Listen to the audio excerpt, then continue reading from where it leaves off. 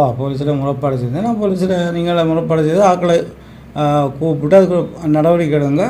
அப்படியே ஆக்களை பிடிச்சி போலீஸில் கொண்டு வந்து வச்சுருந்தேன். இல்லை நீங்கள் எனக்கு வருவீங்க, நான் பார்க்குறேன். எங்களுடைய ஆக்கள் இல்லை. எந்த ஒரு சந்தர்ப்பத்திலும் ஈழ மக்கள் ஜனநாயக கட்சி தங்களுக்கு எதிரான விமர்சனங்களை முன்வைப்பவர்களுக்கு அல்லது தங்களுக்கு எதிரான கருத்துக்களை முன்வைப்பவர்களுக்கு எதிராக துப்பாக்கியை தூக்கி காட்டி சுடுவேண்டா நாயே என்று சொன்னதாக எந்த ஒரு பதிவுகளும் இல்லை.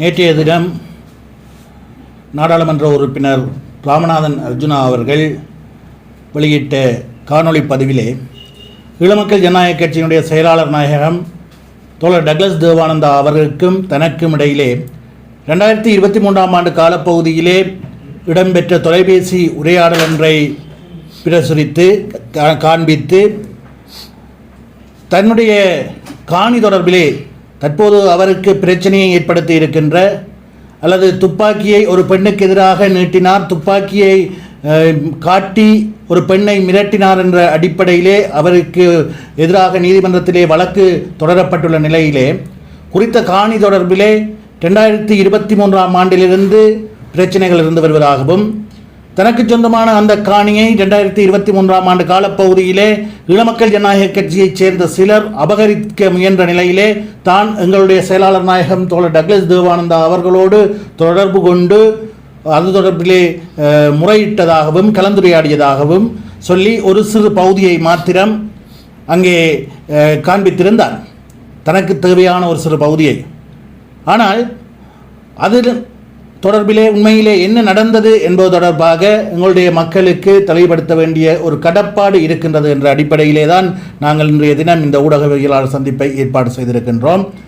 அவர் சொன்னது போன்று செயலாளர் நாயகம் தோழர் டக்ளஸ் தேவானந்தா அவர்களோடு அவர் உரையாடியதன் அடிப்படையில் அந்த காலப்பகுதியிலே அந்த பிரதேசத்திற்கு பொறுப்பாக இருந்த எங்களுடைய தோழர் ஜீவா அவர்களை தொடர்பு கொண்ட செயலாளர் நாயகம் தோழர் டக்ளஸ் தேவானந்தா அவர்கள் இது சம்பந்தமாக விசாரித்து அங்கே என்ன நடக்கின்றது என்பது தொடர்பாக ஆராய்ந்து தனக்கு அறிக்கையிடும்படி அறிவுறுத்தியிருந்தார். அதன் அடிப்படையில் தோழர் ஜீவா அவர்கள் சம்பந்தப்பட்ட தற்போதைய நாடாளுமன்ற உறுப்பினர் ராமநாதன் அர்ஜுனா அவர்களோடும் தொடர்பு கொண்டு கலந்துரையாடியிருந்தார்.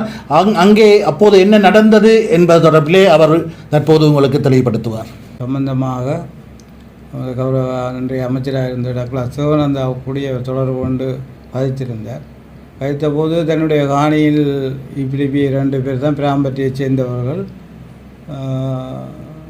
தன்னுடைய தங்களுக்கு அந்த காணி பங்கு இருக்குது, தங்கள காணி இருக்குது, பிடிச்சிருக்கிறார் என்று சொல்லி பிரச்சனைப்பட்டு தன்னோட கதைச்சதாக கூறியிருந்தார். நான் பிறகு அவர் என்னோட கதைச்சோட நான் கூறியிருந்தேன், அப்படி இப்படி சம்பந்தமாக யாரும் வந்திருக்க மாட்டினேன், அப்படி ஒரு தரம் இல்லை. அப்படி உங்களுக்கு அப்படி ஏற்பட்டிருந்தால் நீங்கள் போலீஸ் ஸ்டேஷன் சென்று போலீஸில் முறைப்பாடு செய்து அதுக்குரிய சட்ட நடவடிக்கை எடுக்கத்தான் நான் சொல்லியிருந்தேன்.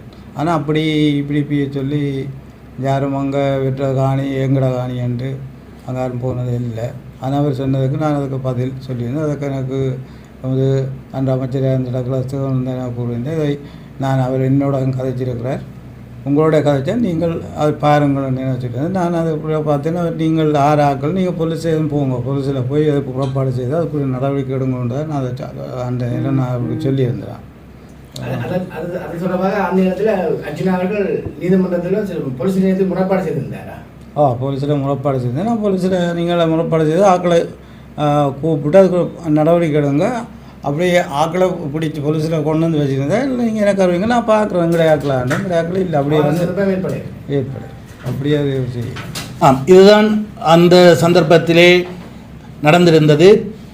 இந்த நிலையிலேயே தற்போது தனக்கு எதிராக ஒரு நீதிமன்ற வழக்கு தொடரப்பட்டுள்ள நிலையிலே தனக்கு எதிரான விமர்சனங்கள் மிகவும் ஆழமாக வெளியாகிக் கொண்டிருக்கின்ற சூழலிலே அதனை வலுவிழக்கச் செய்வதற்காக அல்லது அதனை நியாயப்படுத்தும் வகையிலே கௌரவ நாடாளுமன்ற உறுப்பினர் ராமநாதன் அர்ஜுனா அவர்கள் ஈழமக்கள் ஜனநாயக கட்சிக்கு எதிராக அல்லது ஈழமக்கள் ஜனநாயக கட்சியையும் இந்த விடயத்திலே சம்பந்தப்படுத்தி இருக்கின்றார்.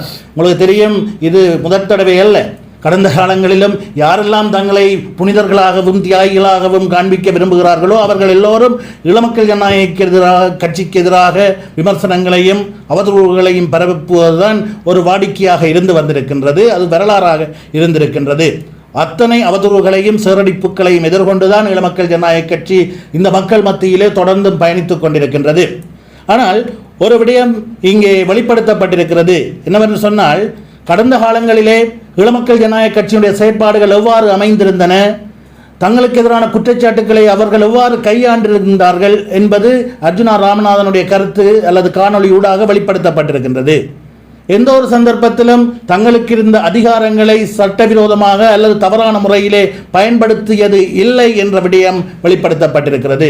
எந்த ஒரு சந்தர்ப்பத்திலும் ஈழமக்கள் ஜனநாயக கட்சி தங்களுக்கு எதிரான விமர்சனங்களை முன்வைப்பவர்களுக்கு அல்லது தங்களுக்கு எதிரான கருத்துக்களை முன்வைப்பவர்களுக்கு எதிராக துப்பாக்கியை தூக்கி காட்டி சுடுவேண்டா நாயே என்று சொன்னதாக எந்த ஒரு பதிவுகளும் இல்லை.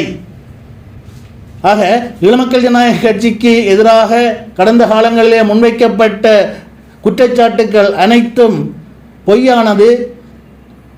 கௌரவ நாடாளுமன்ற உறுப்பினர் அர்ஜுனா ராமநாதன் கூட எங்களுடைய செயலாளர் நாயகத்தை தொடர்பு கொண்டு கதைத்த போது அவர் மிகவும் அன்பான முறையிலே அவருடைய தொலைபேசி அழைப்பை பதிலளித்திருக்கின்றார்.